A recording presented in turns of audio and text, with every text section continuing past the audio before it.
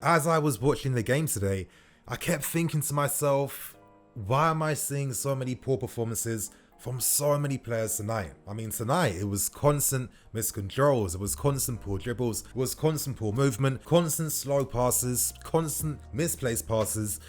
It wasn't a good performance today. And I was thinking to myself, the only explainable reason for tonight, the most logical reason, is purely down to fatigue. I mean, right now, this month, we've got so many games coming thick and fast. The team right now is at its limits, especially in an attacking sense where, today we missed out on having no Hakim Ziyech, we missed out on having no Pulisic and no Hudson-Odoi. Wow. We were desperate for some attacking improvisation, some 1v1 threat, some imagination, someone to take the Everton players on and create space.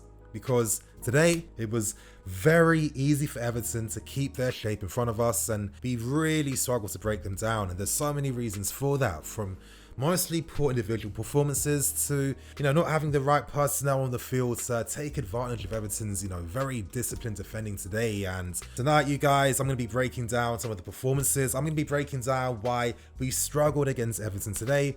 And I'm going to speak about where we go from now. But before I get into anything, now, I'm going to go through the lineup using OneFootball, and one of the first things that stands out to me is the amount of yellow cards that got picked up down this right-hand side. I mean, wow, so many battles constantly happening, but you look at our team, you see the 4-3-3, you see Kai playing outside on the right, and you're hoping maybe in different circumstances he can play more in midfield, but when you don't have Ziyech, when you don't have Pulisic or Hudson-Odoi, it does mean that Kai has to do his part for the team. But anyway, you guys, using OneFootball, it's just another convenient way in which you can get the information that you want quickly, straight after the game as well. So I recommend you guys download OneFootball. You'll find a link below in the description. Now, one of the main reasons as to why it was very difficult to break down Everton and play through them was due to their man-marking system that they used when they were pressing off the ball. I mean, it was very hard for us to actually find our midfield players. I mean, they really screened our defense very well, going man v man, trying to, block off the passing lanes to actually force Zuma to be the defender who Everton were hoping were going to be making mistakes and actually, give up possession and allow Everton to counter-press. But I think as Everton were playing the game, I think they realized very quickly that Zuma isn't actually so bad technically, that, it's a viable strategy to wait for him to make a mistake. By giving Zuma space, especially in that first half, he was able to display some of his, pretty decent passing ability, spraying passes wide, 70 yards, 50 yards, finding the fullbacks and looking to play forward balls. So, Zuma isn't some slouch technically, he's a decent player. And Everton then had to change their tactics a little bit to just allow both our defenders to have the ball and actually stop the balls going into midfield, which they did very well. Now, against a compact team like this, you're really hoping to stretch them as wide as possible, and a great way to do this is to use the flanks. Now, when we have Ziyech on the right hand side alongside Reece, the speed of play, the dynamism, the interchange abilities down that right hand side, they play so quickly, and by playing like this, it means that we get to find options between the lines, and once we have our main guys in those areas, that's when we can start to have a little bit of fun and, create that danger that we know we can bring. But today, and maybe this is a great opportunity now to speak about some of the players, because a player I want to speak about right now is Kai Havertz. Now, we have to be sympathetic right now. We cannot forget that he picks up COVID. Now, I'm sure that some of you guys watching it probably, you know of someone that's caught COVID, and you know that it takes a while for people to get back to their normal selves. I know a few people myself that have, unfortunately caught COVID, and they describe that it takes a few weeks just to get back to your full strength. You feel quite fatigued, and unfortunately right now, due to the lack of options we have in attack, Lampard does have to use Kai Havertz, because other than Kai, what options do we really have? What would he play? Tammy Abraham as a winger throughout the entire game? I don't think so. So in that sense, it's difficult for Kai because he's clearly not super fit, and you can see it in his football. His first touch isn't as great at times. You're seeing that his passing, which today was very sloppy throughout the entire game, never found Reece properly, was playing backward passes every single time, meaning that we couldn't keep that momentum going down that right hand side. So, is this like a sign that we should be worried about Kai, that he can't hack the Premier League, blah, blah, blah? No, not at all, you guys. It's simply down to the fact that he needs time to recover, get back to full speed, and as the season develops, as the stats have shown historically, Kai is someone that blows up in the second half of the season. So this is a great education for Kai to understand the Premier League, the demands, etc., etc. And for me, he's been okay. So let's be patient with him. And now to move on to another player that really maybe had a poor game. And I guess when we saw him make this mistake, maybe we should have kind of had doubtful thoughts about whether we were going to get a win today. And that was Mendy's mistake. Now, I can kind of sympathize a little bit. The mistake comes very shortly after, Mendy gets a bit flawed on the floor, maybe gets a bit winded. He's clearly, maybe not disorientated is a bit of a strong word, but his focus is clearly gone. I'm sure that maybe he's still feeling that injury, and the mistake he made for the penalty was very uncharacteristic. Extremely uncharacteristic.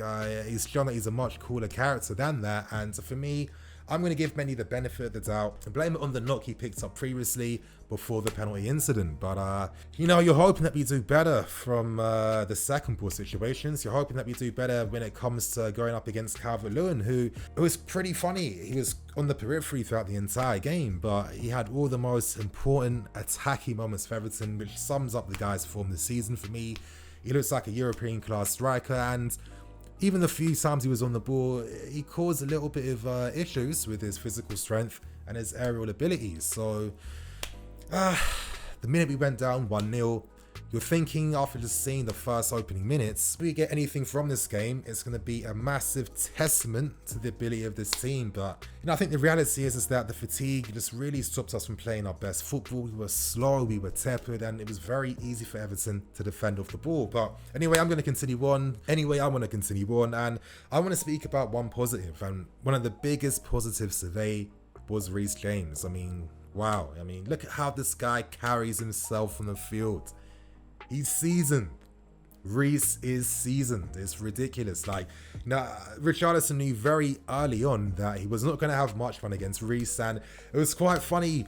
After he realised that he couldn't outpace him, he couldn't use his dribbling skills to get past him, he couldn't outmuscle him. I guess the only thing that Richarlison was left with was looking to get Reece James booked. I think it was that simple. It was clear that he had to do one for the team, and to be honest, I thought that Reece pretty much handled Richarlison. Richarlison made himself a nuisance, of course, going up against Reece. He has to fling himself to the floor to win whatever advantage he could, but today Reece just displayed the way he just bodies players to the threat he brings down the right-hand side. Our best creative moments come from his crossing ability down the right, and as I say all the time, we have not had threat down the right-hand side for years, maybe over 5, 6, 7 years before Reece James integrated himself in this team. That tells you the levels of quality that he's brought to the team, the different dimension he's brought to the way he can break teams down. But for me, one of the things I love is how he handles himself. When Decore gave him that push from behind, Reece wasn't having it. He had to say something back, and he stands his ground. He holds himself steady. Direct eye contact. He knows he's untouchable, to be honest. And for me, I think there's a massive shout right now that Reece has been our best player this season. I knew big things were coming. I knew they were, and to be honest, he's beating my expectations. So Reece James tonight, our best player easily by far. But to continue on, in the second half we showed a bit more promise.